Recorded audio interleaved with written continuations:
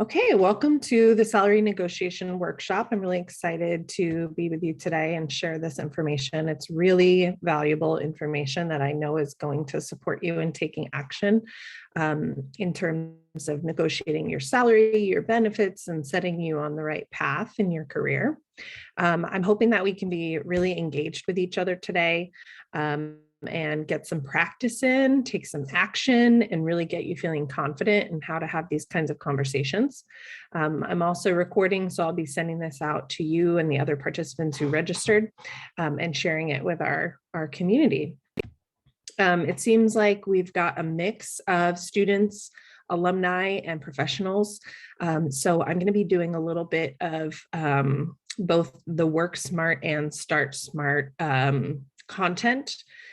And it's not very different, but the big difference here is for students, you're going to be negotiating your first salary out of college, right? Whereas somebody who's already been in the field might be negotiating a new role or advancement in their current position. So your sort of experience might be a little bit different in terms of the practice that you're going to do or what you might be saying in your actual negotiation, whether it's a new position or advancing a current position. And I'll talk more about that as we go on. So first thing I would love to do is just share a little bit about myself. So I'm going to share my LinkedIn profile in the chat because I'm not going to share everything with you right now, but I am Dr. Audra Grady-Verrier. I'm the Director of Career and Leadership Development here at Sonoma State. I've been at Sonoma State for 4 years. I have also previously worked at many other institutions of higher education and supported students for, 15 years now. Students, alumni, graduate students, and professionals who are in the field.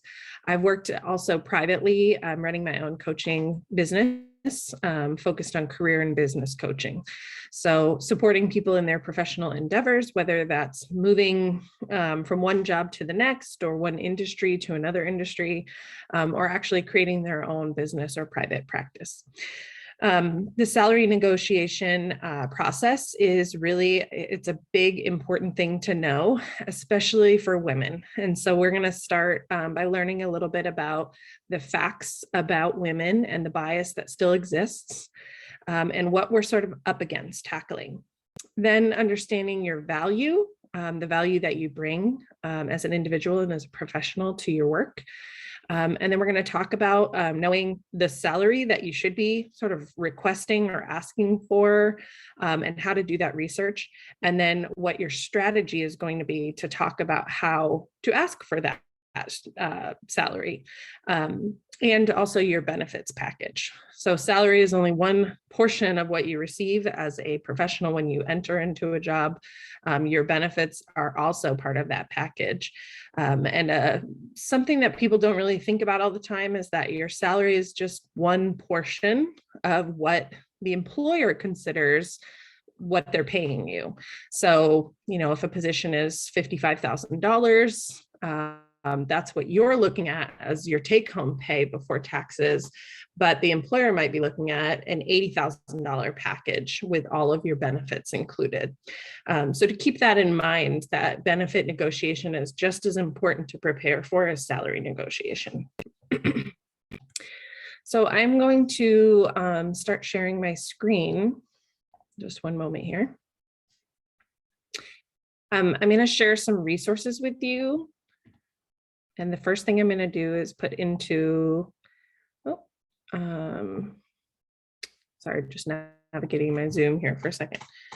I'm going to share with you a document, which is going to be your, basically your workbook or your guidebook.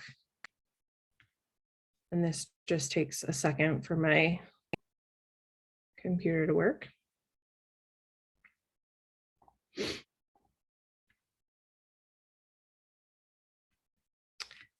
All right, it says it's uploading on my end. Does anybody see it yet on your end? Okay, let's see. It's just going to take a minute, I think. So the workbook is basically just an accompaniment to the course. We are going to do a little bit of work today in the workshop inside your workbook, but it's also something that you can use along the way. So if you want to open it up or print it out, you can take notes and then you can use it after the workshop as well. So today, the goal is that you start to learn about this, you get some information, you start to get some practice, but that you're also having, a process of learning, and that this will continue after. And I'm going to share resources for you to continue your learning, both through the online course and your workbook, and then ways that you can practice it as well. And it is being really slow with the upload. So I'm going to wait to share my screen until the upload is done. But I'm going to start just sharing a little bit of content with you while that is uploading. So first, the course that you are going to be going through today is from AAUW, which is the American Association of University Women. This is an organization that has been around for many decades and has worked on the salary negotiation content and curriculum for a long time now. And so they continue to update it. They continue to do the research and have the most up-to-date information that is available for us. But they have other content and information on their website as well. So I'll put their website in the chat. And I'm going to encourage you to just follow along with me today for the workshop. But afterwards, you can actually go in and sign up for the online course yourself. And you can retake this course as many times as you want. You can do the practice and the questions, the quizzes, and watch the videos that I'll share with you today on your own as well. So do you see the document now popped up in the chat? Great, thank you. So that's your workbook if you want to open that up, and I will start sharing my screen now.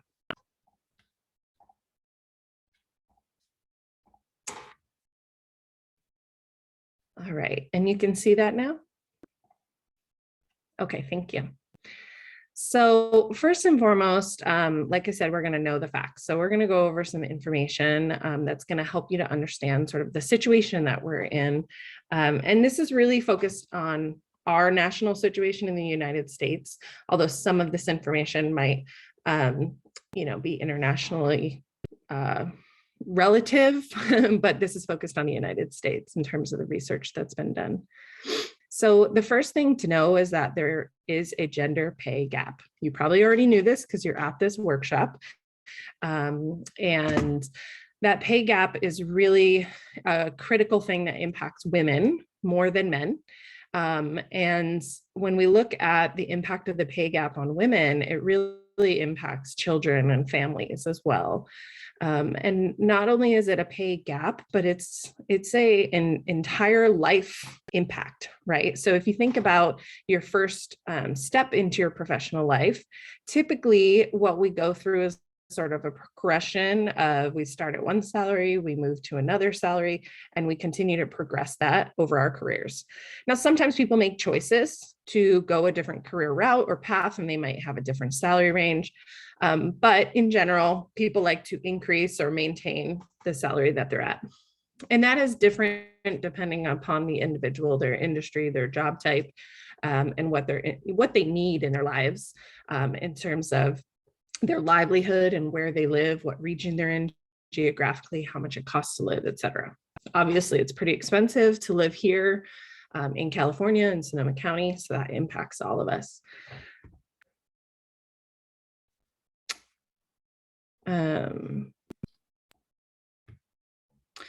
So first, we're gonna skip some of these little quiz parts because I want you to do that on your own and have your own content in your online course. But it's sort of fun to track your progress and your learning as you go along. So what is the gender pay gap? This is calculated using median salaries for men and women working full-time in the United States. So this doesn't necessarily account for people who work part-time or let's say women who might work in the home and part-time or be a caretaker. And a majority of the caretaking is done still by women, which greatly impacts the pay gap for them. And this affects not only now, but your future, the lives of you and your family, all women, and our entire economy. So this is really a big issue that we're touching on today. So one way you can work on this is knowing how to advocate for yourself. And that's why you're here, is to learn how to negotiate your salary, and to understand what is fair and equitable, and how to not take it personally or make it personal when you're requesting an increase in your salary. That this is what is fair and equitable. It's not about you per se, but it is about you being able to receive that fair and equitable pay. And this course is designed to help you do that.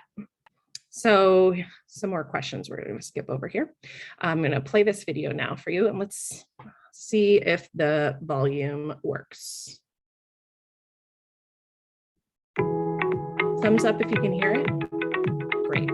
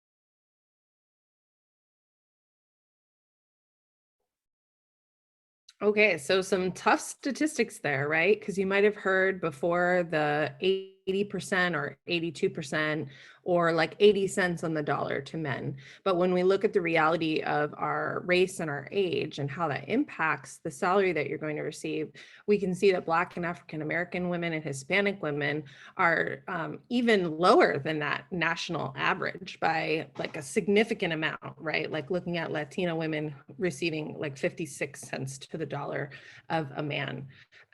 This is really not fair and equitable, right? So the work that we're doing is not only impacting you, but impacting the employers that you work with to adjust this scale for all women, and bring equity to the table. So how does this impact people? I just talked about this a little bit. I'm going to move on to the next slide here. So for every dollar, for example, for these groups, Asian American women are paid 90 cents, white women are paid 79 cents. It also disproportionately affects women in the LGBTQ community. And in general, the LGBTQ community can be impacted regardless of male, female, or what gender they choose to express or share. But specifically for lesbians and transgender women, they're paid less than men of any sexual orientation, but also less than gay men. So like I said earlier, this really isn't just a women's issue, it's a family issue, which impacts all of us. So, you know, that's impacting the lives and the family experience of young boys as well as young girls. And that 1/4 of the family earnings grew from less than 1/3 of all mothers to nearly 2/3 over the last 50 years. So what that's really referring to is the historical shift where women used to mostly be in the home caretaking, and now we see a majority of women are out in the workforce working. Like I said earlier, though, that is not all full-time. Sometimes it's part-time and some caretaking or some combination of things. So if we took into account all women who were earning in the workforce, even those part-time women, this gender pay gap would actually be a much larger disparity.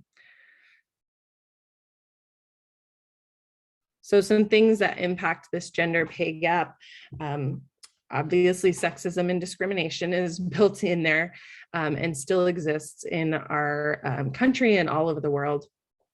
And this is actually what I wrote partially my dissertation on, is bias against women in professional fields. Specifically, I focused on higher education, but it happens everywhere that women are still undervalued, and there is still a bias that occurs against us.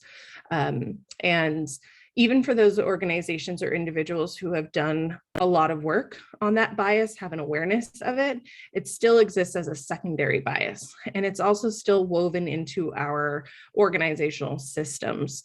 So it's not something that we have surpassed, even if people like to think that maybe we have. There's also pay disparity in certain industries. So male-dominated fields, still today, engineering, STEM, science, technology, engineering, math, those are all occupations that are dominated by men. And so there is a higher disparity in some of those industries. We also see that there are women-dominated fields like education, nursing, administrative, et cetera. And those positions and industries also tend to be undervalued and underpaid and underfunded, right? If we look at education, for example, public education, that it is funded by state and federal funds, that's our entire economic system is still undervaluing these positions that women hold. I've talked a little bit about these other things, gender stereotypes and women as caregivers, so I'm going to move on now, just for sake of time. So how does this impact us over our lifetime?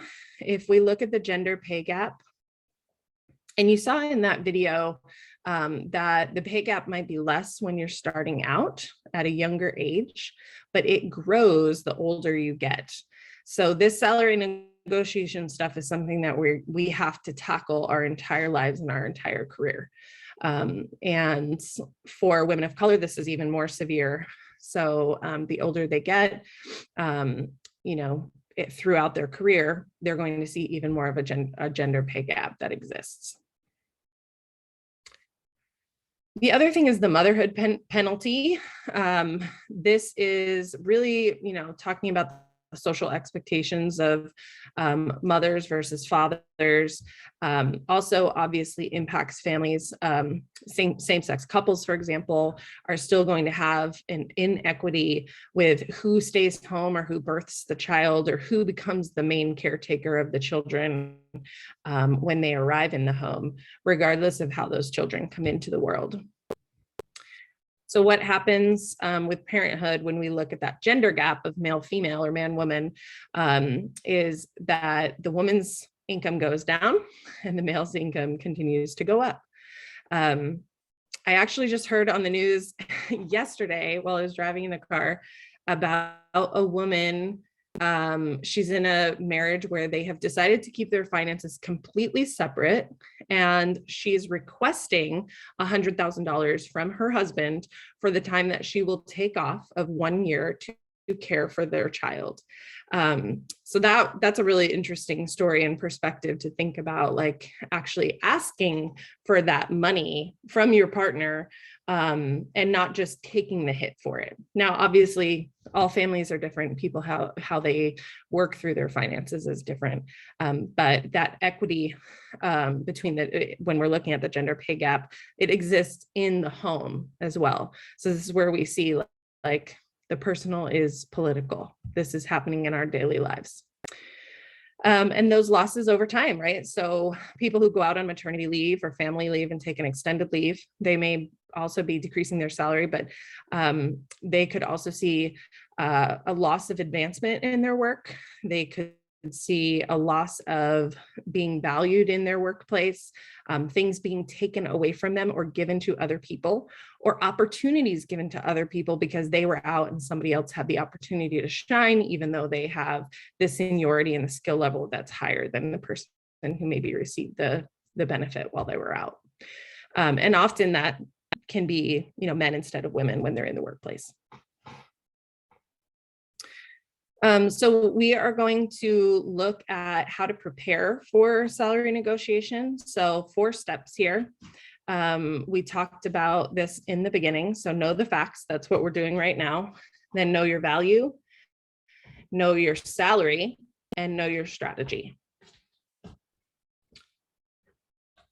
So next, we're going to go on to know your value. I'm just going to pause and check the chat here and see if you have any questions.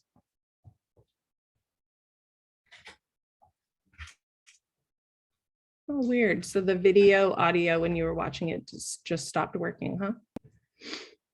The audio is really not any words, as you may have noticed in the beginning. So you captured everything in the text. So good to know for next time if that happens again. Sorry, I didn't catch that before. Okay, so in knowing your value, we're going to start to get into some exercises here too. And I won't just be talking at you the whole time. So this is really where you're going to reflect on yourself, and self-awareness really becomes key in understanding who you are at this moment in your career, what's happening, the skills that you have, and what you bring to the table to an employer. So, you know, this question, if you want to just answer it to yourself or put it in the chat, do you feel more comfortable advocating for others than yourself? Many women would answer that they feel more comfortable advocating for others.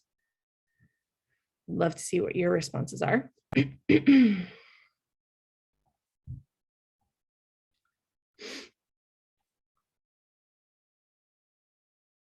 would say the same for myself, Kayla, in my career, but I am also working on being really good at advocating for myself. So that's what we're doing here.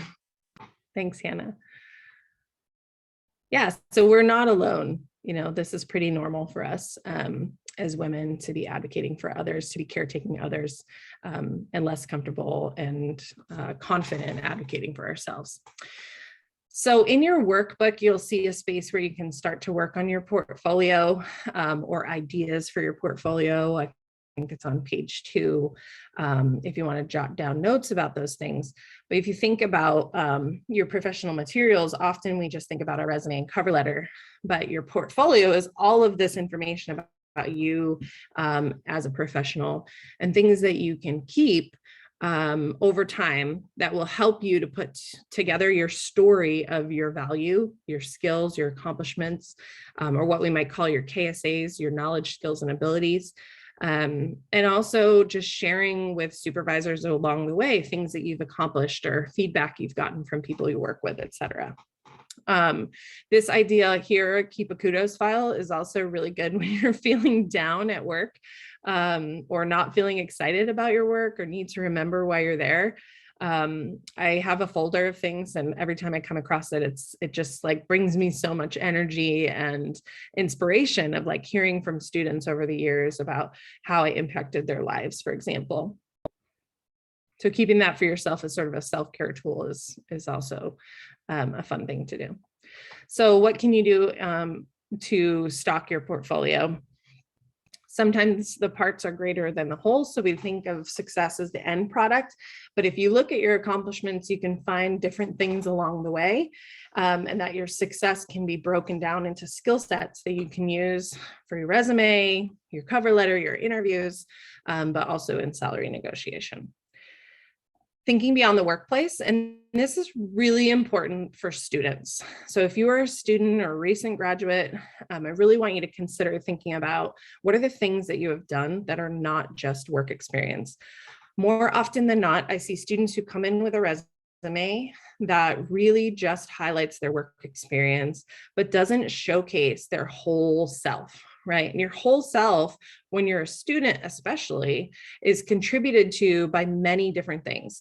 So school projects, class projects, group projects, papers you wrote, research you did, conferences you went to, places you presented, volunteer positions, leadership positions, clubs and activities. All of these things contribute to your professional portfolio and are things that you can also include in your resume, cover letter, and interview. When you're looking at the job itself, you want to actually look at the job description. And this is especially important if you're negotiating a salary of a new position. So this is in the application process. You want to review the job description and then match your resume and cover letter to that job description, right? So you're not just sharing who you are, but you're sharing who you are relative to the job that you're applying to. So if there are keywords in that resume, or excuse me, keywords in that job description, they should be in your resume. If there are key skills in that job description, they should be in your resume or your cover letter. So you may want to adjust the language that you're using depending on the job you're applying for, especially if you're applying for different things across different types of companies or industries. And then, do you find yourself using the same skills in different situations? This is really about transferable skills, but also significant strength areas that you have that you can highlight in this process. So you do have that area to brainstorm in your portfolio area of your workbook. I'm going to skip that just for the sake of time right now, because we're going to go into articulating your value. So if you haven't yet, do take a couple of notes, because I want you to think about how you can share your value with others. We're going to watch this video here, and then we'll actually open it up. And if anybody wants to practice sharing your value or just talking it through, we'll give you a chance to do that.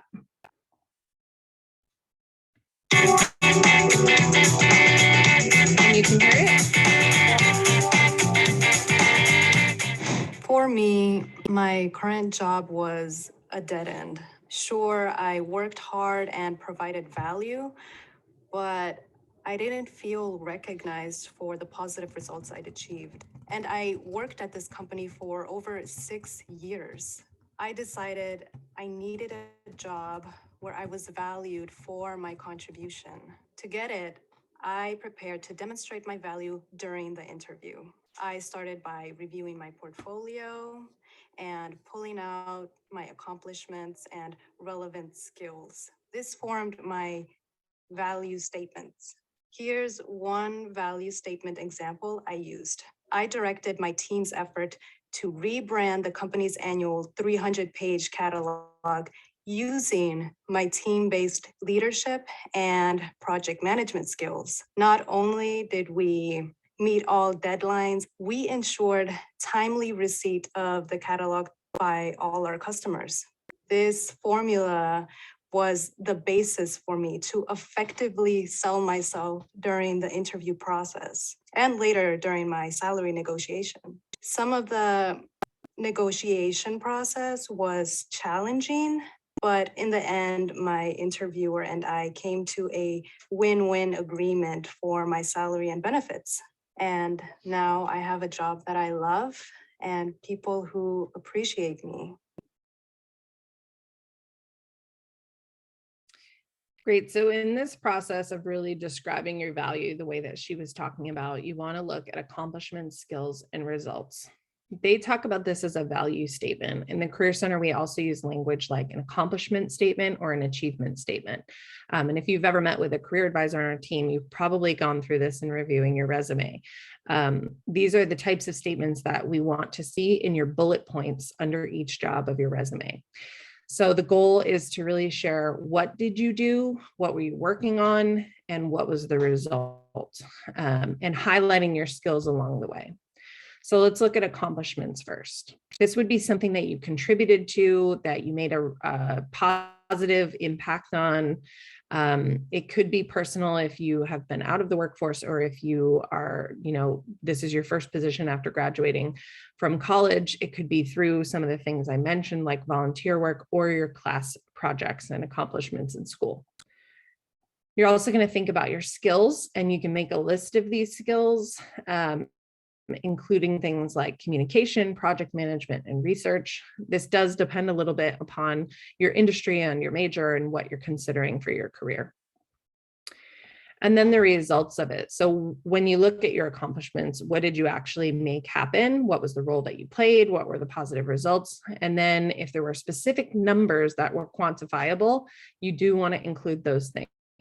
And you can include that in your resume, you can include that in your cover letter, your interviews, and in the salary negotiation process.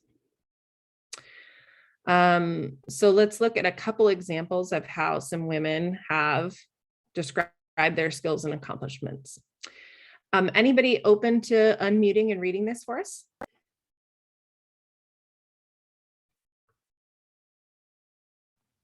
Yeah. Great, thanks, Kayla. So Asha wrote, I'm returning to the workforce full-time after working at home to raise my 2 children. While they were in school, I achieved certification in computer networking to ensure my skills were up to date and consulted for a small startup to enhance its cybersecurity. So the accomplishment, I successfully protected my company's data while we migrated from one data system to another. The skill, I used my experience in cloud computing and data management. Great, thank you so much. Somebody else want to jump in and read Sandra? I can do that. Great, thanks, So this Bobby. is Sandra. I've been in my position for 3 years and I'm applying for promotion to manage my department. I've been promoted twice so far, and I'm now responsible for training all new hires using a training program I created. The accomplishment, I manage a strong training program for incoming hires that has led to lower turnover and saved the company money in future onboarding costs. The skill was I used my project management and leadership skills. Great. And this example is really important. Like if you do end up training folks and reducing turnover, it's not just the future onboarding costs, it's the cost of recruiting new employees, and keeping them on is really important. Like all of that saves the company money. Okay, great. Thank you so much. We're going to keep moving. So let's try this out. You're going to create your own value statement. So this is the template that you'll use.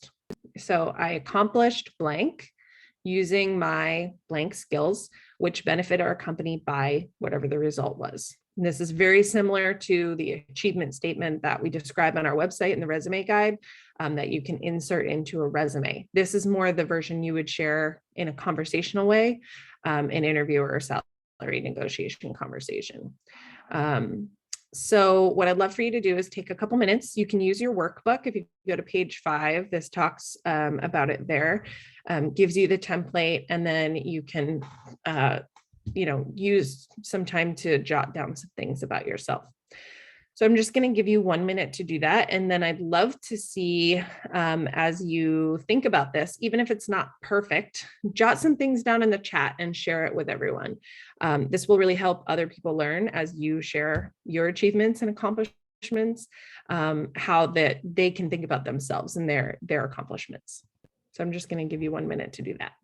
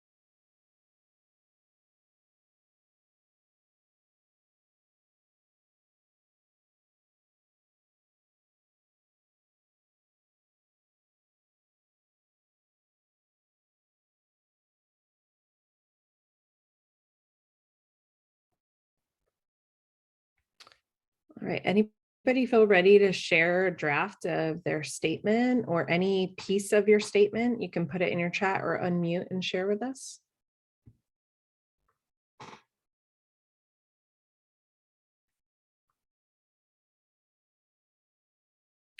If you're not feeling ready, it's okay. I can share. Wonderful. Thank you. So I wrote, I accomplished setting up an effective mail delivery service using my organizational and communication skills, which helped the library continue to serve patrons even during a COVID shutdown. Awesome. That is perfect. I love it. I wouldn't change it at all. That was great. Thank you. Thank you so much for sharing. Yeah. Anybody else want to jump in?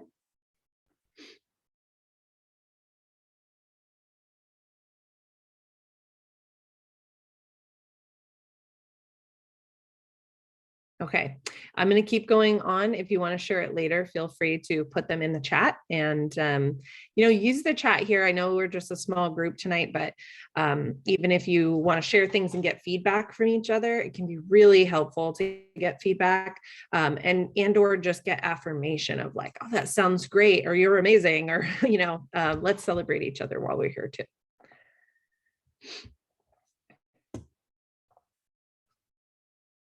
Okay, so we're going to watch this quick video about how to share your value statements.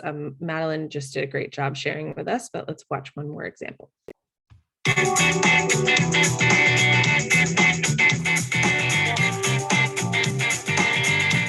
You know me, Lachey. I've enjoyed my long history here, and I'm not done by a long shot. We've known each other for a long time at this company, Gina. But go ahead, impress me. Well, you might not know this, but in the last 3 years, I've personally secured and directed 7 management consulting projects, valued between $1 and $15 million. It highlights my strategic and tactical planning skills, as well as the teaming and execution model I pioneered right here. I do, I remember that. In fact, our tracking last year indicated that these projects directly led to the largest per share dividend in our history. That's amazing.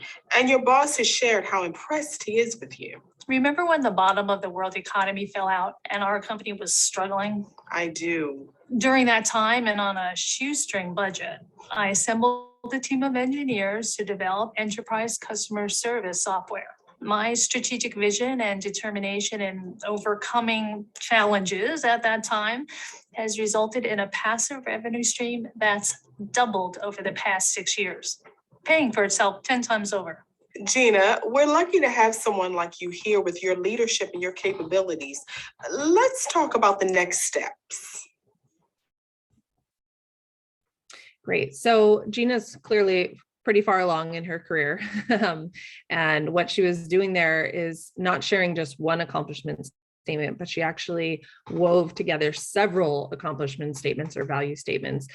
She brought in many different levels of skills that she had used, showcasing her time and history with the company. And so when you think about your salary negotiation conversation, this is how you would want to sort of set the foundation. Here's what I've accomplished for you. Here's how you have benefited as a company. And then you dive in to the next steps. So just for time, we're going to move on and not do the next video, but I want you to still think about this, take notes, and keep working on your own value statements in your workbook. And also just to remind you that you can set up time with career advisors or myself. I'm really open to you following up with me personally, although I don't generally advise students. I'll put my email in the chat before we leave. And I'm really happy to talk you through this and coach you through this as you prepare. So we're just going to skip that part and go to the next section. Any questions or comments right now about any of the content, what you're learning, things that are coming up for you? And you can chat or just unmute.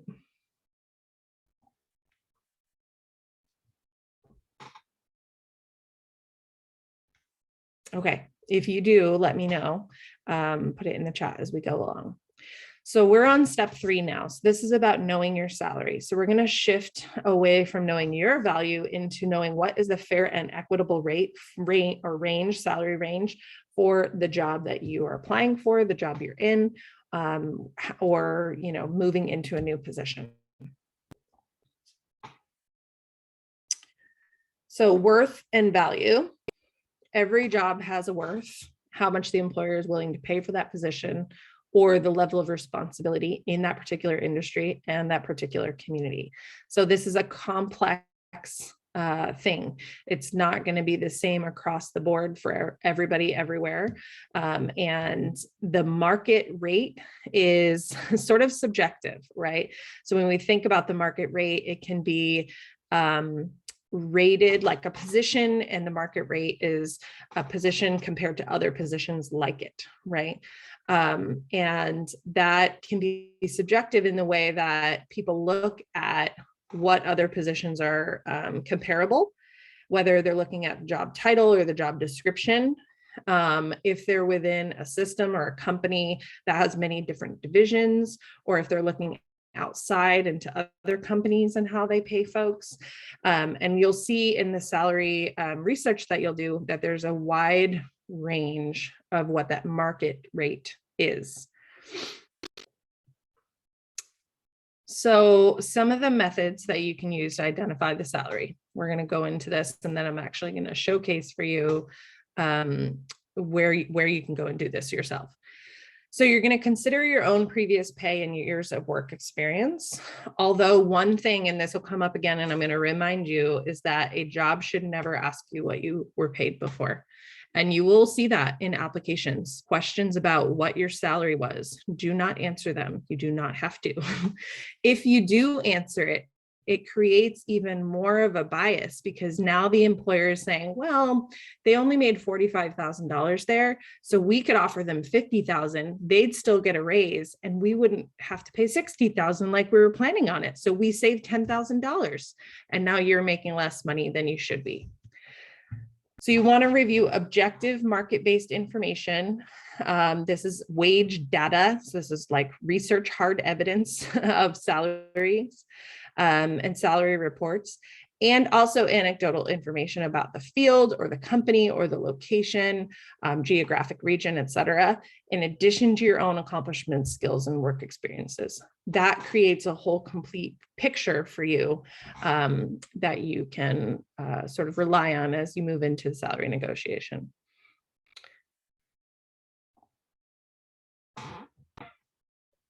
So researching comparable job titles, but also comparable salaries. There are a few resources you can use. The one that I'm going to recommend is this celery.com. And on those websites, you're going to look for both the job title and the physical location. And then use that information to determine if there are similar jobs and titles within your area or industry. And sometimes you're not going to find the exact equivalent, but you're going to compare your findings. You can use a variety of different websites and do some background information. There's also another way that you can do background research, which can sometimes be anecdotal, which is Glassdoor.com. So let's use this public relations specialist. And we're going to go to Celery.com. You don't have to sign up for an account on this website at all. You can just use it. So individuals, we're going to go to a salary estimate. We're going to put in that job title. And then we're going to say, and I'm going to do San Francisco, which is different than Santa Rosa.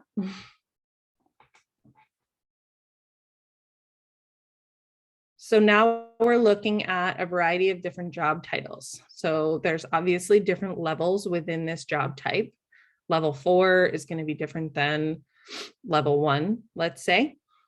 But let's look at the public relations specialist level 1. This is requiring or may require a bachelor's degree and up to 2 years of experience. This website does give you some ads, so you can just skip through those. And this is the arc that you're going to look at, or the salary range. So the range here, excuse me, that they are projecting based on the data is somewhere between the low 50s, and almost $100,000. And that can depend on the level. So we're looking at a specialist 1 right now. What they're saying for the level 1 is that the median is $70,000. So if you are looking at job descriptions, the first thing you can do is look to see if they list the salary on these jobs, right?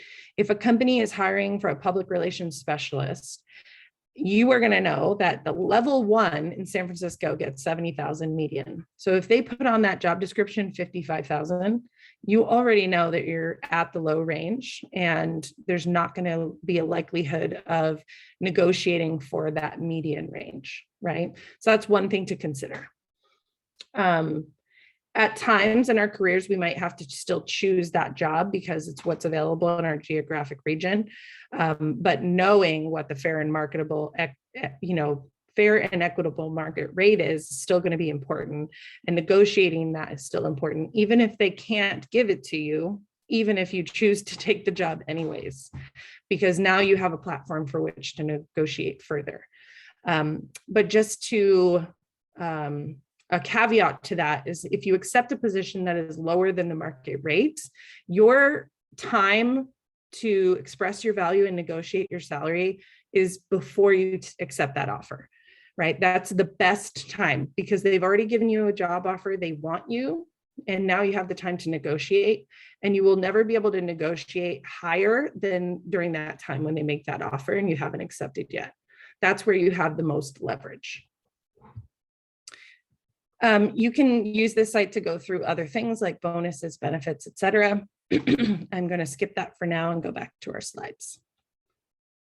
I mentioned Glassdoor. So if you're using a job title that doesn't give a lot of content back on the salary.com website, Glassdoor is another site where you can go in and look at specific companies and what job types they had, and then how much those people got paid. And the data there is a little bit more variable because it's self-reported. So people in those companies, in those jobs, actually go in and rate their company, tell you if they like their CEO, and tell you how much money they made, right?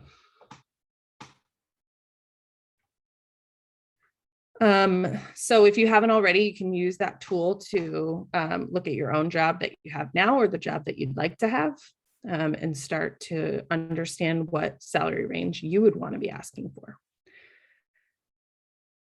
So we're going to go further a little bit in the research and look at assessing the market. So you're going to look at the market for your job, and the key factors here are the overall economic conditions of the area, the company's competitors and overall financial health, the position of the company in the market, and local occupational growth or decline. Some of this is stuff that you're going to find on their company website, and some of it is information you'll find online.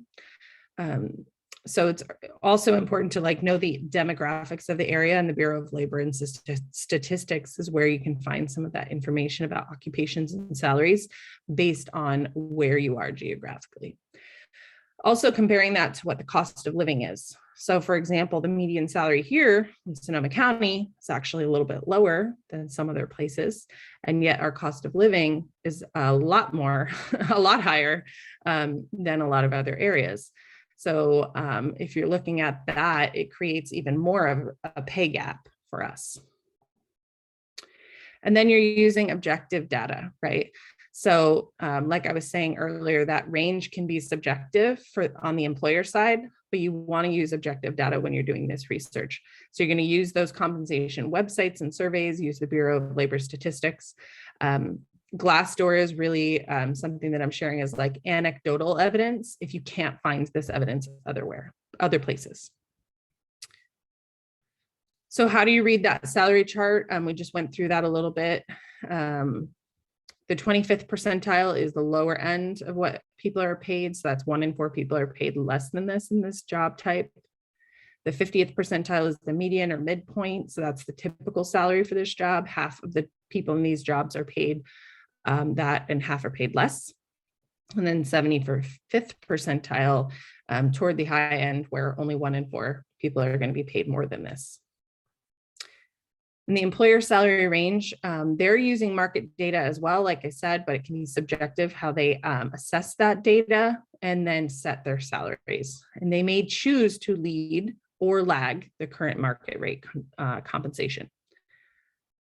And because we have Sonoma State employees here, I'm just going to be really honest about salary negotiation within the CSU. It's very difficult. There are set pay ranges, and those pay ranges aren't often utilized in a hiring process. So it's actually just a set amount for positions, especially union positions. And we lag behind in the market. So just keep that in mind.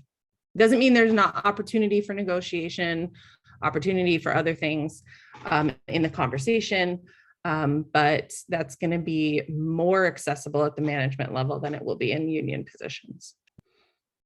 So you're going to set your target salary before you go into your negotiation. You're going to do all that research, and then you're going to say, this is the number I want to go for.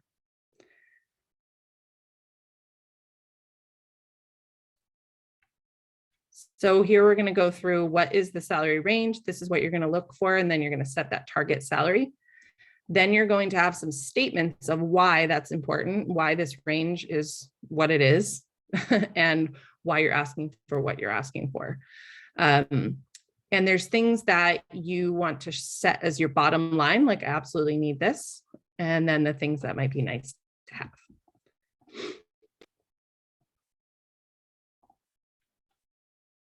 Yes, Madeline, exactly. It is harder, especially difficult to negotiate once you're already hired. So here are some target salary range examples. And this is the public relations specialist again. And Sarah is looking at, she only has 2 years of work experience, but she decided to stretch her target salary 5% from 73 to 77,000 to help make a good impression. Janelle's a more experienced applicant. She wanted to stretch by 15% from 77 to 88,000. And then Elise set her target right at the median, and then decided to stretch that target salary 12%. So when you're going in to negotiate, you don't have to just set it at the median rate. You can increase it based on your skill level and your experience level. Then you really want to make sure that you're aligned with this, but that also potentially the employer is aligned with this, and that it's actually possible for them to offer you this amount. If you know it's not, then you might want to decrease what you're asking for.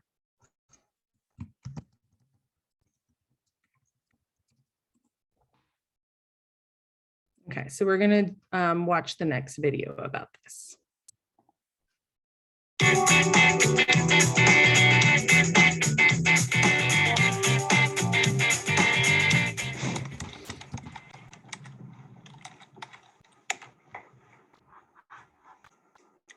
I learned at the Career Center that I bring significant value to the company on day one as a new graduate.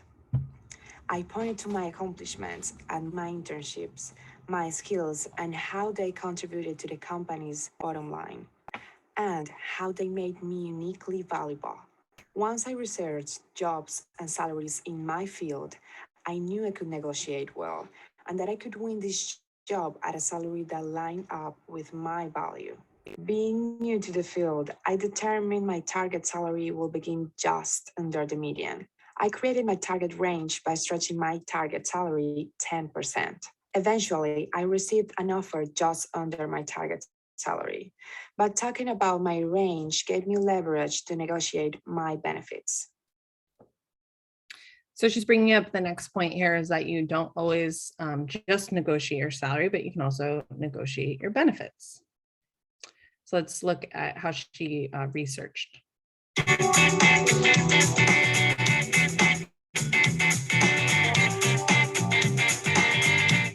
Being a wind turbine technician is not exactly what most people think of when they think of jobs for women. A lot of people might think that having been out of the workforce for the last few years would reduce my chances.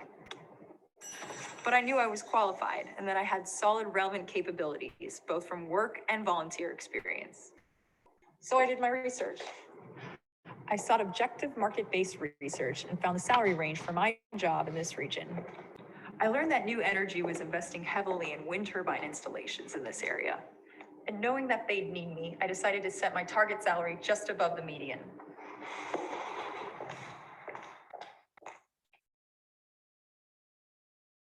So sorry, I thought that was the same person. It was a different person, but another good example of setting your salary range. So let's talk a little bit about the benefits package and what that looks like. So, I mentioned this earlier in the beginning that most people are looking at that salary number when deciding on a job, but the benefits are really important too in terms of your overall compensation and what you're being offered. So you want to think about health insurance, retirement, vacation, paid time off, sick time. And also there's lots of other types of benefits that can be included in that package. So you want to think about what is most important to you. So this is a list of options, and you can go through this course later and look at all of these things. One thing in higher education, specifically tuition reimbursement, really valuable thing if you utilize it, right? So thinking about if that's something you want to pursue while you're in that job. So there's standard versus non-standard benefits. So some things like health, dental, vision, retirement, paid time off, things I mentioned, parental leave, stock options, these are kind of standard.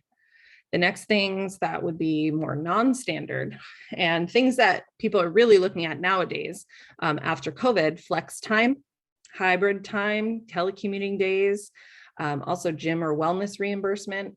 We just had EJ Gallo talking on a panel yesterday, and they actually give their staff mental health days and send them self-care kits now. So that's cool. Reimbursements for gym or wellness areas. Sometimes you can get reimbursement for things like chiropractic, acupuncture, massage, etc.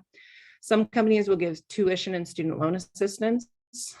So the tuition reimbursement that you would typically see through higher education or some other companies pays directly for a program that you would pursue at the time that you're employed. Student loan assistance is paying back your student loans after you have already built those up.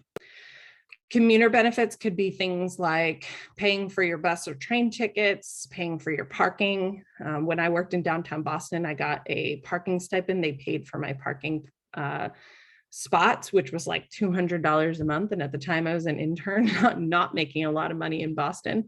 That made a big difference. Other things would be like phones that they pay for, professional development, or on-site childcare.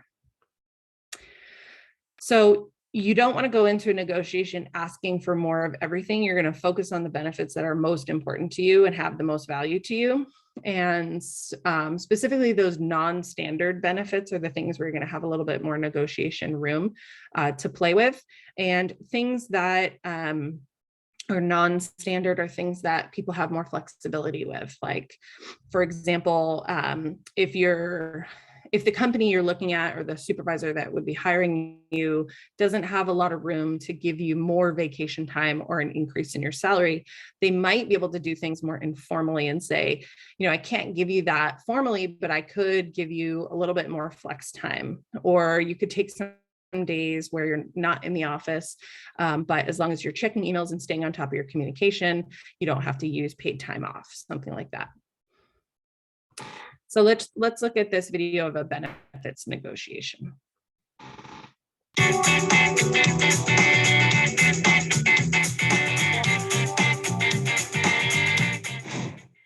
It's a difficult decision.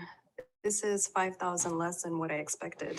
Yes, I agree. However, this salary is based on you learning a new area of marketing while you're here. Okay. I understand. I'd like to look at your benefits package. Perhaps we can address this shortfall with benefits. I have a little more leverage in that area. I've read through the standard benefits package. They fall in line with my expectations. I'd like to explore some additional non-standard benefits. For example, do you offer flex time?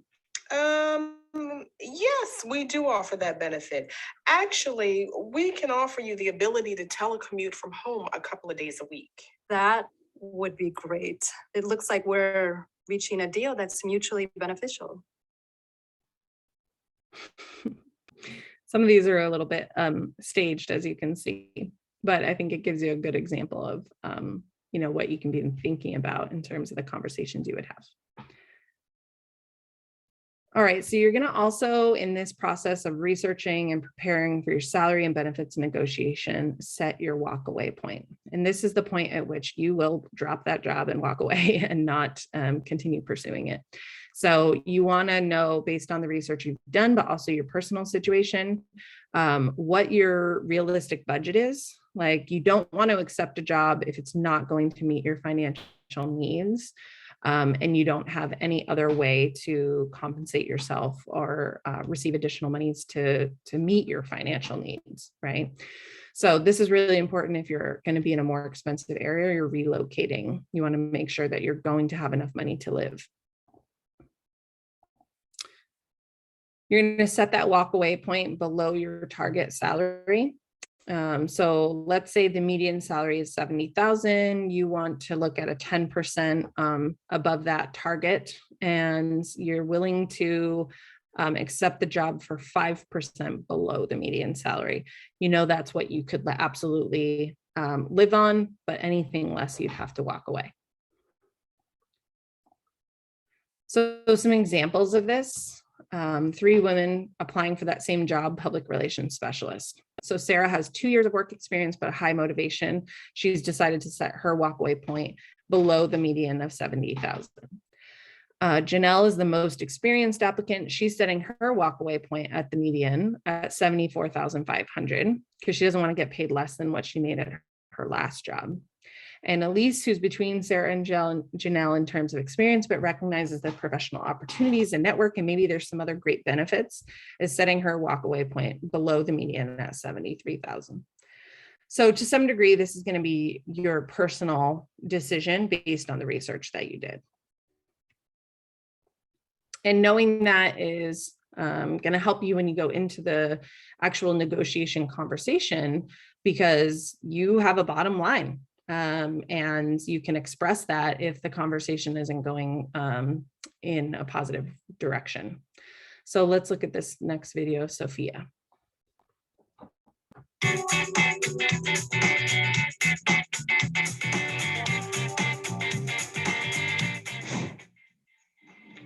I know it's early in my career, but my internships taught me more than just how to program databases. After that initial salary offer, I now know that I need to negotiate. I know what I bring to the table. I have the skills and the experience they need. I'm going back to them now to discuss a counteroffer.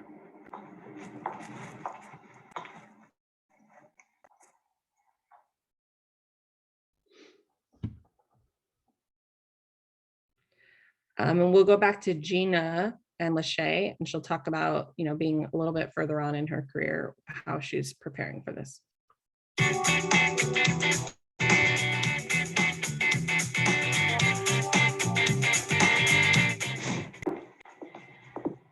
I've worked really hard for this. I'm looking forward to hearing what Lachey has in mind salary-wise. It's clear that you've contributed a lot to this company, Gina. I've been authorized to offer you $205,000 as Executive Vice President. Congratulations, Gina. Lachey, I'd like to say yes, but as we discussed before, based on my research on what the going rate for this position is, I'm looking to be fairly compensated for the value I bring to the table. I'm looking for something between $225,000 and $260,000. I really appreciate your time, Lachey, but this is below market rate. Thank you for coming back in, Gina. Please have a seat. I've consulted with the senior partners, and they've authorized me to offer you $230,000 as your starting salary. But they've also agreed to offer you stock options and other benefits that I know you will find appealing. Can we go over the offer? Absolutely, I'm in. Great. I hope we're all there someday getting an offer for $230,000. So I'm going to move on from this. You can look at the course online, but also your workbook in terms of setting your own target salary and range. So actually, I'm going to stop showing this for a moment and go over to our workbook.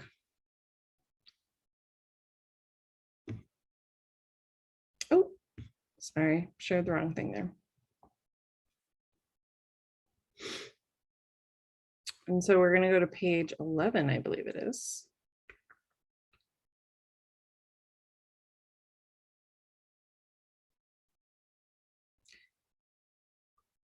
We haven't talked yet about salary deflection. I mentioned that you don't want to include your salary information in like an application, for example, but you also don't want to say it if they ask for that in an interview. You actually want to deflect it and not answer. So using your workbook to look at that would be great. So this is a sample role-playing scenario. So can I have 2 volunteers to be Olivia and Maya in this exercise?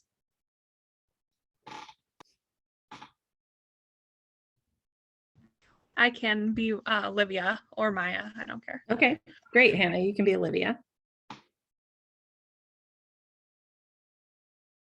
Anybody else want to jump in?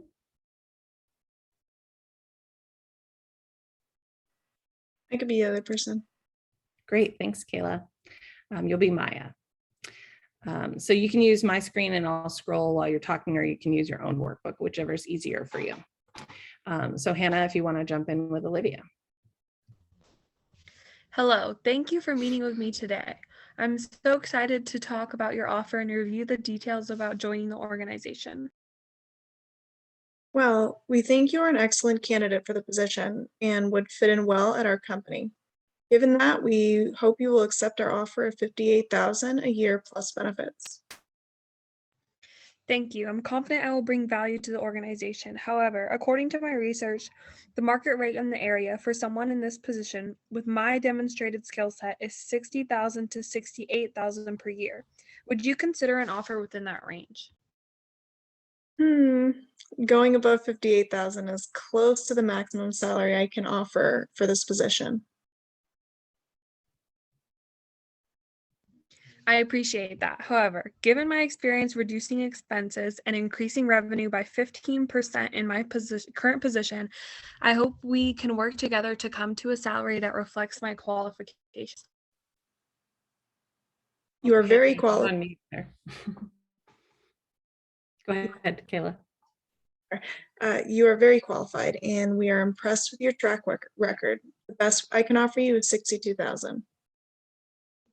Thank you. I'm also interested in discussing what benefits are available. Sure. What are you looking for? Do you offer funding for professional development that would enhance my work and increase my value to the organization? Yes, we can offer you up to $500 towards professional development annually. Thank you. This is a very generous offer. Can I please get this in writing and get you an answer by the end of the week? Absolutely. Great, thank you both so much. I want to make one point about this example is that $500 towards professional development is not very generous. I think this is a bad number for them to put in the example.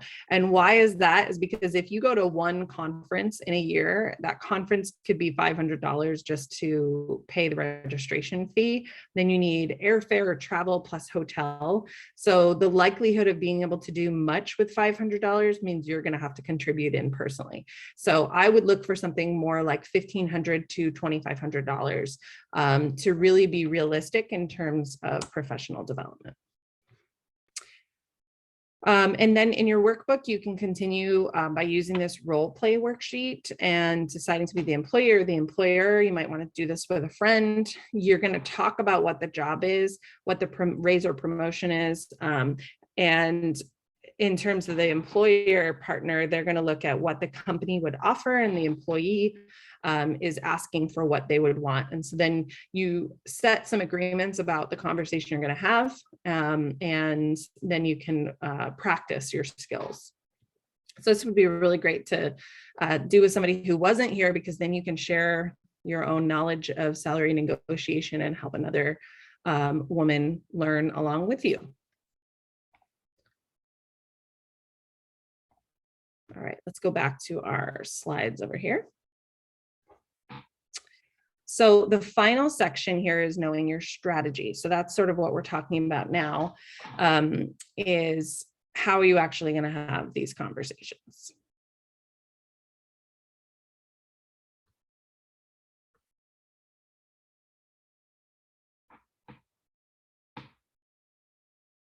So some of the barriers to negotiating that come up, one is lack of confidence. Women often say they lack confidence to ask for what they deserve, or they might not be prepared to ask for it. And so that lack of preparation leads to poor results, specifically that you can make less, and that will continue on over your lifetime. And there's some stats that I've read about this, is like, if you don't negotiate or you're not paid equitably, you can lose over $1 million over the course of your career or your lifetime by not negotiating and not getting that fair market rate. Also, the double bind. Women are caught in this double bind because they have to choose between being liked and being seen as competent. And for women especially, it's sort of ingrained in company cultures and our national culture that women should be liked or have to be liked in the job or the workforce. And being seen as competent can sometimes be seen as being too pushy or aggressive or tough or not likable. And that can create more bias, both from men and women. And I didn't say this earlier, but when we look at bias and secondary bias, we might think like, oh, other women don't have that bias. It's mostly men, but everybody has that bias. So we have that bias against ourselves. We have that bias against other women have it against us, other men have it. It permeates our whole cultural system. So perceptions, women are going to be perceived as less competent often due to that bias. So one of the facts that I like to share when you're getting a job offer, and sometimes this can happen in the advancement process when you're looking to advance in your company or your career, and a man is also looking to advance. When somebody is hiring that man or woman, the bias can come up in terms of women are judged based on what they have done in the past, what skills and projects and results they can showcase. And men can be often judged on what they have in terms of promise, what could be in the future. Women are not going to often be judged on what could be, what they could accomplish in the future. Men will be given more latitude generally in terms of what the perception is of what they could accomplish in the job.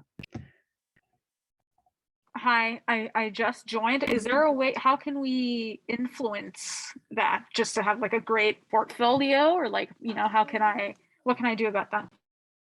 Yeah, great question, Ava. So yes, some of what the content that you might have missed did talk about a portfolio. And so that portfolio would include things beyond just your resume and cover letter, but also content in terms of things you can share in the interview, but also in the salary negotiation process. And I'm also going to share all of these resources so that you can go back through this course on your own. You can use the workbook. And let me make sure I get you the Ava, do you see the workbook in the chat? No, I'm sorry. I had class till 5:15. That's why I couldn't join. That's okay, no worries. Let me get it in there for you. It probably is just going to take a minute to upload, but it will pop up while I'm talking here. Just one second.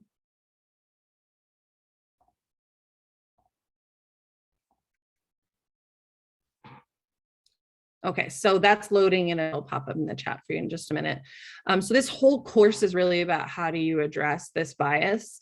And it's mostly about, you know, keeping that portfolio of content about yourself, your skills, your accomplishments, your abilities, your results, the things that you've done to impact in your career. And as a college student, that can be things that include like volunteering and projects in class and internships that you did. And then doing the research on the job field, type, industry, and what the median salary range is. And you'll learn that through the online course material, and then actually preparing for a successful negotiation.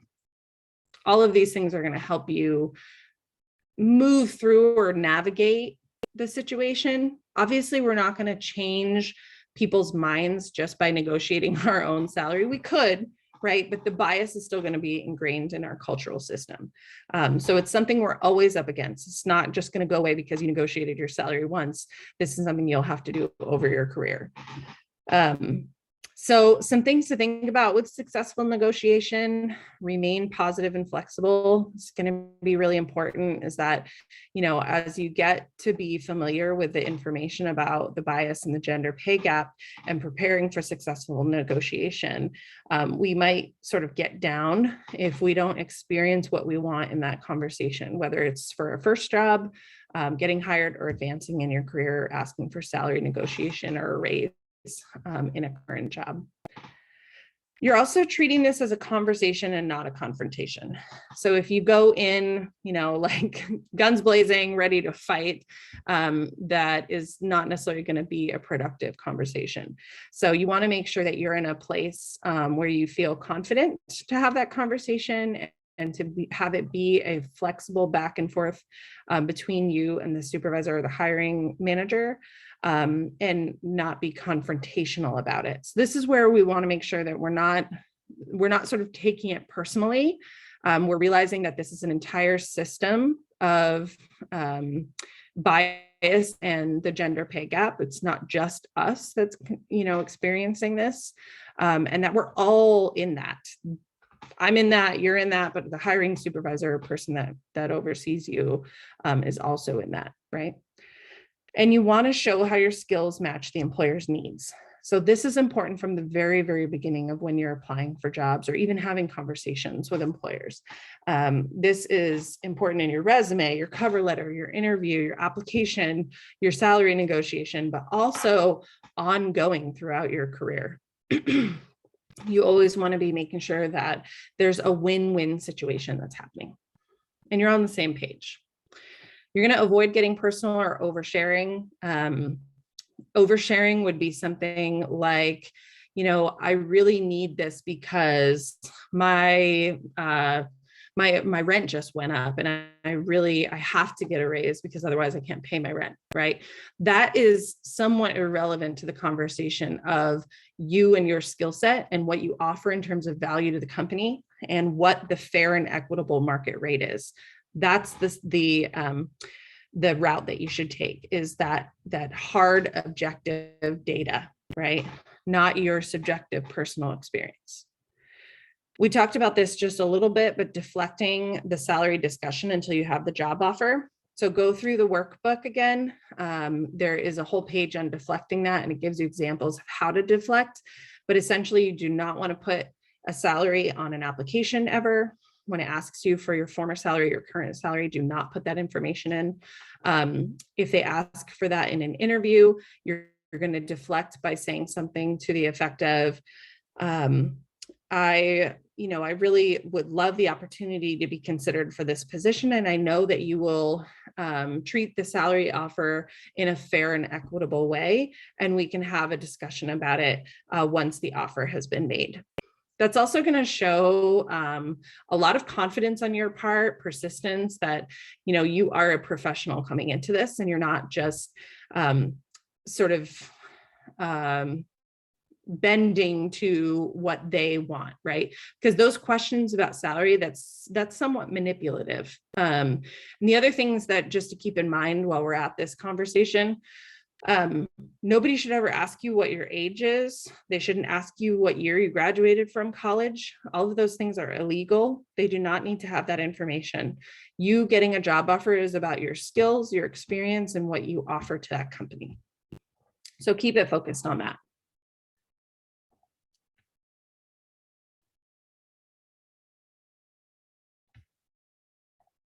All right. So the difference, this is going to talk a little bit about the difference about negotiating a new job or an internal position. It's a little bit different if you're getting a new job versus asking for a promotion or a raise. You're in both situations going to develop your strategy and get prepared. But instead of persuading the employer to hire you, you're persuading them to pay you fair and equitable salary or increase your salary based on the results that you've provided for the company. So again, this is about your strengths and their needs. So you need to identify what their needs are if they haven't told you, and how your strengths and skill sets can accomplish what their needs are. So in both situations, you want to know everything you can about the company and anything you can about their salary structure and benefits. It's going to be a little bit easier if you're inside the company to know some of that information if you're asking for a promotion. During the negotiation, you re-emphasize your value and how you're a good fit for the job, or how you're a good fit for increased responsibilities. Often the conversation about a salary negotiation, especially if you're in a nonprofit or a government position, is your salary will increase when you have increased responsibility. So remember that that might be a way that you need to sort of frame how your conversation goes, and the additional things you've taken on above and beyond your initial job description, the things that you're doing that were not expected of you or that you have had great accomplishments at. Within a corporate culture, you have a little bit more latitude to just, you know, ask for money based on time that you've been at the company, but they're still going to want to see those results. They're going to want to see what have you done, what have you achieved, and how have you benefited the company. You also want to anticipate any concerns that they're going to have before you go into this conversation and have prepared remarks, right? So if you think, oh, you know, my boss will definitely have a question about that, or they might have a concern about that, you want to have, you know, your preparation done beforehand to be able to respond to them in that way. And then anticipate their reactions and make sure you practice before you request the salary and benefits. Especially if you're nervous, but also if you think that the employer's reaction is going to be not on the same page as where you are, right? You really want to prepare for that conversation before you go into it. We talked a little bit about the salary deflection, and I mentioned that's in your workbook, but you're not going to offer that salary history ever in a written or verbal way until the offer is made. If it's in an interview, you also want to learn more about the job before you share your salary expectations. And you don't have to tell them what you made, but you could tell them what salary range you are hoping to be offered. So here's some ways that you could deflect. Does anybody want to unmute and come on and read some of these for us?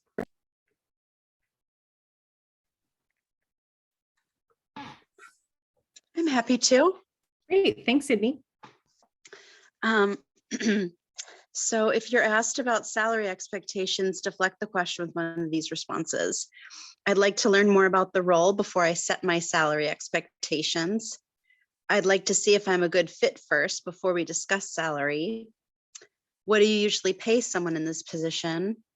Or I'd rather talk about that after you've made me a job offer. Great, thank you.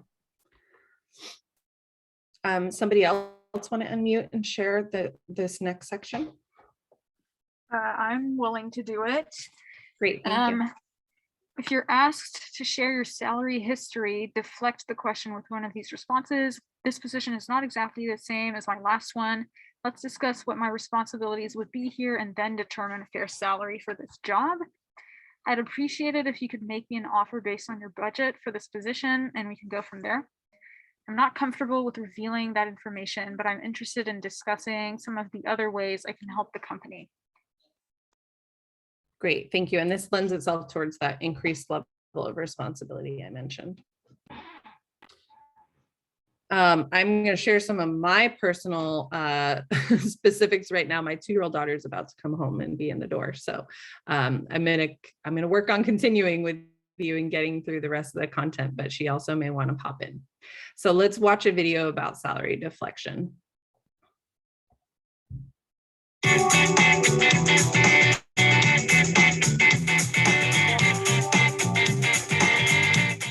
So what are you looking at in terms of salary? How about 50,000? Well, salaries for this position start at 53,000. Oh, well, that's okay, I guess.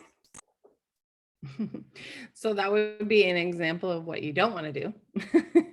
Don't share that initial salary, because they might say, oh, great. Well, salaries start at 48,000, right? Like I mentioned before, they might lowball the situation because you have given them a number to play off of. So instead,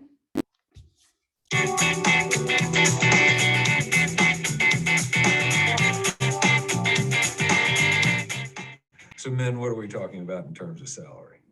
Well, before we begin talking about salary, I'd like to see if I'm a good fit for this position first. Well, we really do need that information for your background profile. I'd rather talk about salary after I receive a job offer. I understand. Okay, let's talk about the job then.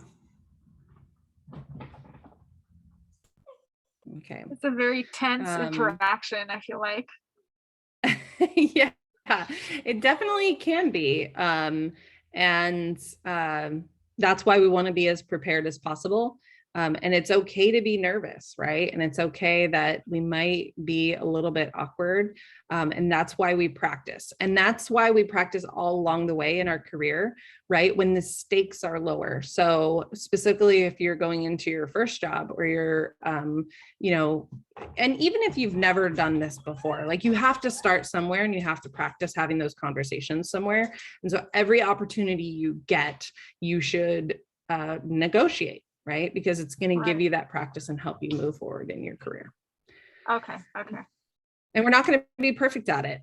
You know, I've done it many times and I still feel nervous every time I ask for anything. So we're not going to be perfect at it, but we will get better as we go along. And preparing and practicing, saying it in front of the mirror and on video or with a friend will be really important. And here's my daughter now. Hi, sweetie. Do you want to come say hi for just 1 second and then I can finish my meeting? Just wave to everyone. Hi. Look, Kayla's waving at you. Okay. Do you want to go outside and play for a minute? Yeah. Great. Thank you for your patience there. Thanks.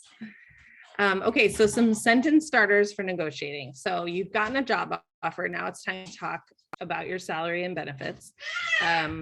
Your employer that has made you the offer is expecting a negotiation. One of the things we heard yesterday in the panel was with our employer partners is that they often will get no questions about their salary. There will be no negotiation from the person. They just accept the offer as it's given. And again, that is your time when you get offered a job where you have the most leverage. So that is the time you want to absolutely have the conversation. Do not wait till later. And if they say something like, you know, it really isn't possible for us to increase the salary, but it's within that range for you where, you know, they've met your bottom line and you want to accept the job anyways, regardless. You can set something like, you know, would we be able to come back to this in 6 months and renegotiate or have this conversation again? Could we look at this in 1 year after my first performance review to assess if the salary and benefits are still at the market rate for the type of work that I'm doing? And sometimes that takes a really long time. You know, there was a specific situation for me in my career where it took 3 years to get to the place that I wanted to be at. And I knew when I took the job that it was lower than it should have been. It wasn't titled appropriately. The salary wasn't appropriate, but I knew it was the right step for my career based on my geographic location. And so I took it, but I took it with, you know, going in saying, I'm going to have this conversation with you again every year until we resolve this situation. And I'm going to also look for creative ways, creative solutions, but I want to make sure we're on the same page that this conversation is still an open one. It's still on the table. And we did that. It took a long time, but we got to the place that I wanted to be at. So does anybody else want to unmute and read some of these conversation starters, value statements?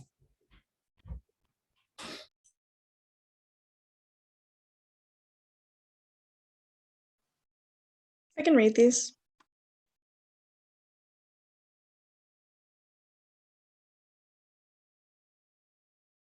All three of them? Sure, yeah, you can read all three of them. Okay. All right.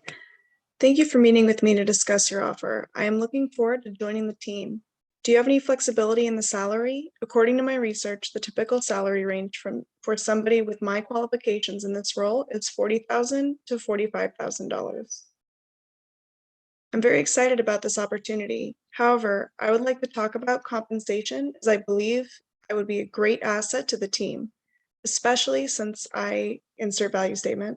Based on my research, can we consider a salary in the range of 40,000 to 45,000?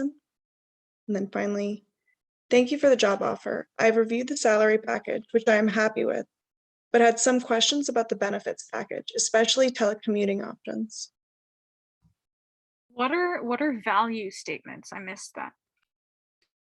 Yeah, so I'm actually recording the workshop. There's a lot about value statements. It's a whole section of this workshop, section 2. So I would encourage you to go back and look at the recording, but also the workbook. And I'm going to share the resource, but you can actually go online and take this course yourself. So you can have all of this at your fingertips. So I will share that soon. Is that where the recordings are? That will be different. So the recording, I'm going to make sure that I share with you, but the online course is actually through AAUW, which is the organization that creates this curriculum. And I'll show you how to get into that. And we're almost to the end now, so I'm about to show that to you. Okay. So this is just talking about negotiation tactics. A lot of this we've already talked about. You want to be prepared, make sure that you come into it as a conversation, keep the focus professional, not personal, anticipate what some of their responses or concerns might be, and ask for time. So this is one we haven't really covered. If you reach a point where you need to take time to consider the offer, you can always ask for that. And there's a couple ways to do this. Typically, you're not going to be in an interview and then get an offer right away. People are going to say, well, we'll get back to you after we, see the other potential candidates. And when we're ready to move forward and make an offer, we'll give you a call. Then they'll give you a call or an email, typically a call, to offer you the job. When they make the offer to you, they will offer you the salary that they would like to. And then you have the opportunity to say, thank you so much for sharing that. I'm really excited about this opportunity and this offer. I'm going to think it over and I'm going to give you a call back tomorrow if that's okay. Could we set a time to connect? And then set a time with them where you're going to call them back. Then you're going to consider everything that's on the table. How did your interview go? What's the culture fit? Do you like this company? Do you want to work for them? What's your bottom line salary? What's your bottom line benefits? And how are you prepared for that salary negotiation conversation? Then you go into that next set time with them, ready to negotiate and have that conversation. So we're going to look at some persuasive responses here. This is an example of an offer. Happy you applied for this position. You meet all of our qualifications. I'd like to offer you the position at a salary of $60,000 per year. Now she's ready to receive the offer and talk about it right now. So if you feel like you're prepared, you can definitely have that conversation. But I think it's always good practice to take that 24 hours because you might be nervous, you might be excited, you might be like, oh my gosh, I'm so ready for this job that I just want to say yes, that you downplay yourself again and you're not as prepared for that salary negotiation. And then you come out feeling like, oh, I should have taken some more time. I could have gotten $2,000 more dollars or $5,000 more dollars or something like that. So she goes on to say, I was hoping there might be some flexibility on salary given my qualifications and work experience. What flexibility do you have? So notice here, she's not asking for a specific number. She's saying, what flexibility do you have? That opens that conversation. You do have excellent qualifications. We're looking to fill this role quickly. We're prepared to go up to $62,000. Then she responds, I appreciate that, but based on my research of similar positions, the market rate is essentially what she's referring to here. I was actually thinking in the range of 63 to 69,000. Let me take a look at those numbers and get back to you by the end of the week. How does that sound? So if they give you the offer, you wait the 24 hours, you talk to them again, you give them your counter offer. They may also ask for time, right? They may need to go back, have that conversation or get approval. Even if it's a no, even if they can't do it, it's good that they're doing their due diligence to go back and see what they can do for you. And that's going to be positive in the long run, that they're actually taking the action, right? Whether you accept the job or not. So it's okay to give them a range. Like, wouldn't they just like try to give you like that low end, the 63,000? Wouldn't it be better to just to give them like a set number? one number instead of a range? Yeah, I would say give them a range. And if you go back to the recording or through the course, you're going to see the salary ranges. And what we looked at was salary.com. This, let me just actually pop open the workbook because that's pretty quick to look at and gives you the visual of the salary range.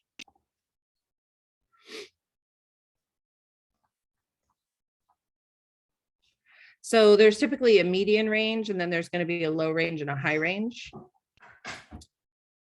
Here's the visual. And so, oh, sorry, computer is doing something funny. This is if you want to fill in your own numbers. So here's some of the resources that you can use: PayScale or Salary.com, Bureau of Labor and Statistics, LinkedIn or Glassdoor is another one. I think there's another. No, that was the example. So on these sources, when you go to salary.com, that's the one I recommend. You'll see a range like this down here in the image, but it's going to give you specific numbers. So for that example that we just saw, she's asking for the range of 63 to 69. That might be in the range between 25 and 75. She's seeking somewhere in the middle of that range, right? But there is going to be a median point, and then you would base your negotiation on a higher or lower rate of the median. Does that make sense, Ava? Yes.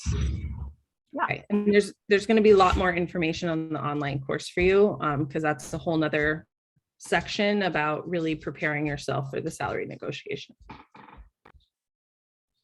So let's see an example of some persuasive responses.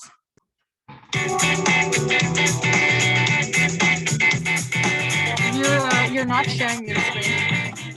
Oh, Man, I think you.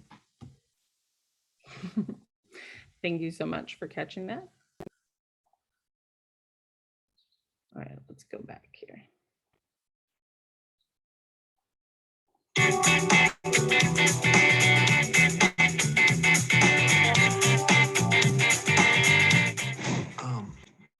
Man, I think you'd be a great fit here. I'm glad. I intend to bring a lot to this position.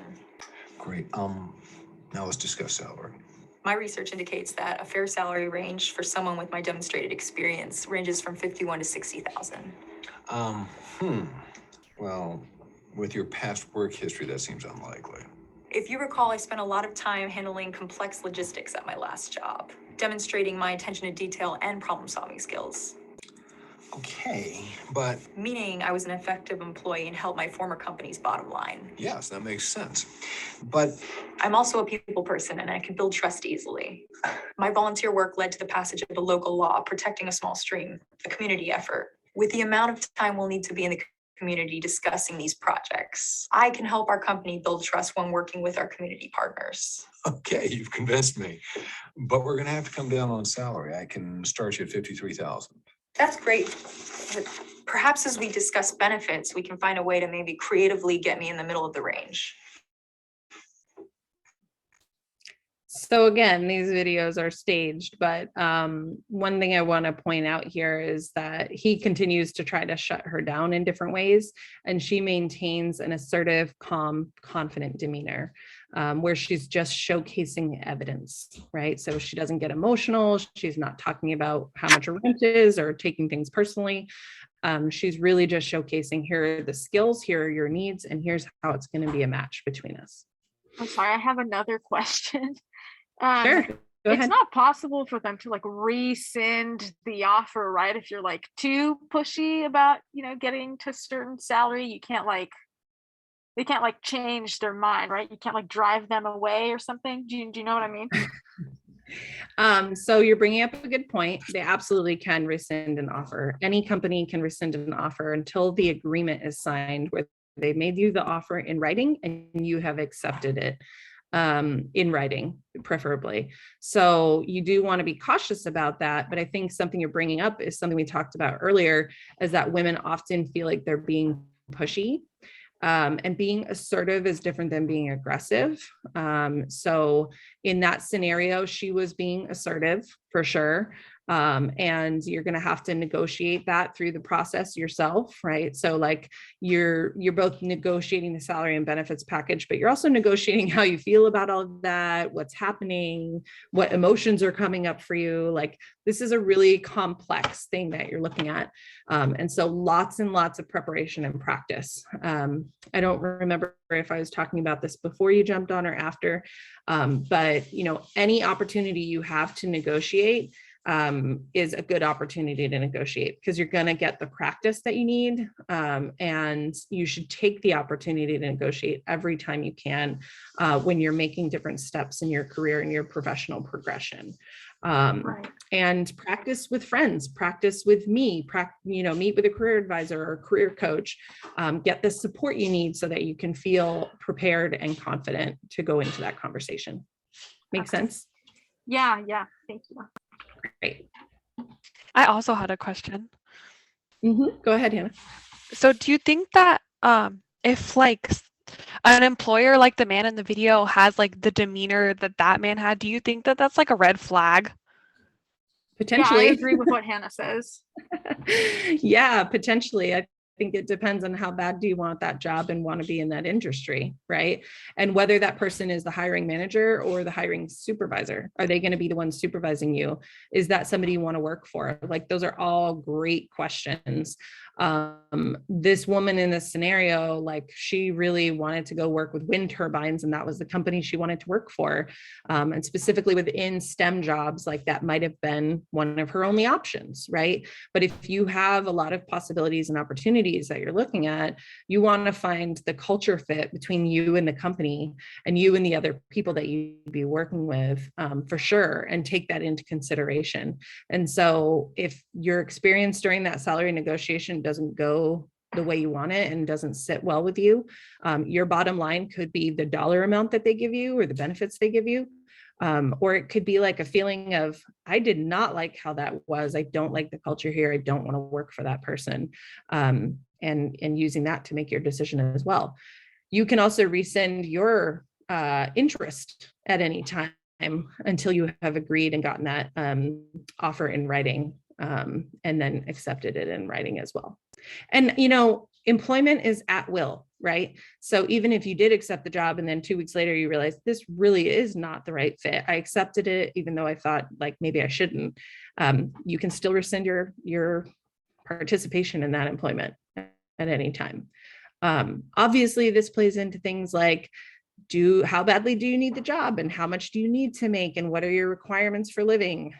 Sometimes we take positions and offers because it's what we need to do at the time based on our personal situation. So it can get really complicated. Sydney, go ahead. Thank you. And I also jumped on late, so if you already covered this, I can revisit in the recording. But I'm curious if I'm content in my current role, but my motivation is making more money, and that would be why I would shop around. Is that something that you would want to let be known in your company, that, you know, hey, I'm looking? Or is that, maybe that's more of a complex issue? Negotiate your salary. I haven't, because I haven't been there long enough.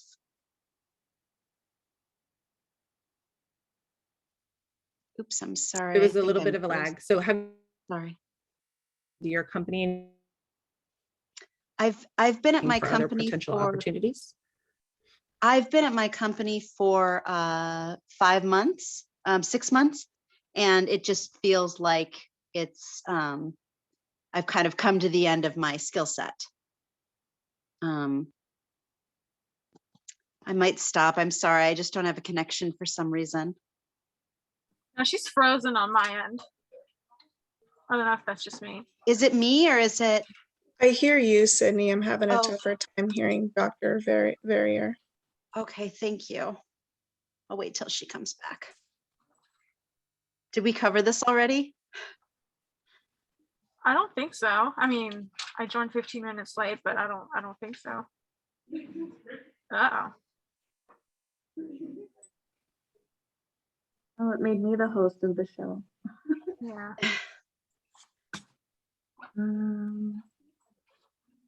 Maybe she'll pop back in.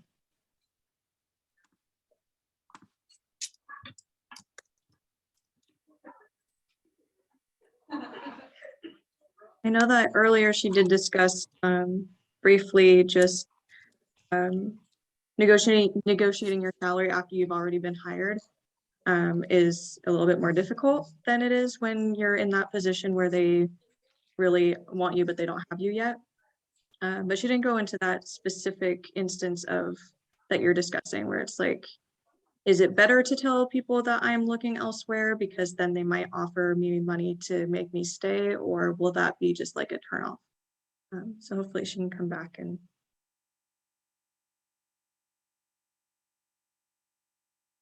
Yeah, that's helpful because when I started, I was happy with it. And now it's like, well, I want to see what else is out there.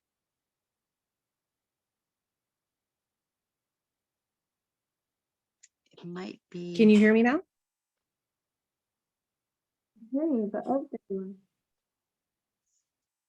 Am I back? Yes. I don't know if it's just me, but you are a little laggy. The picture. Okay, 1 second.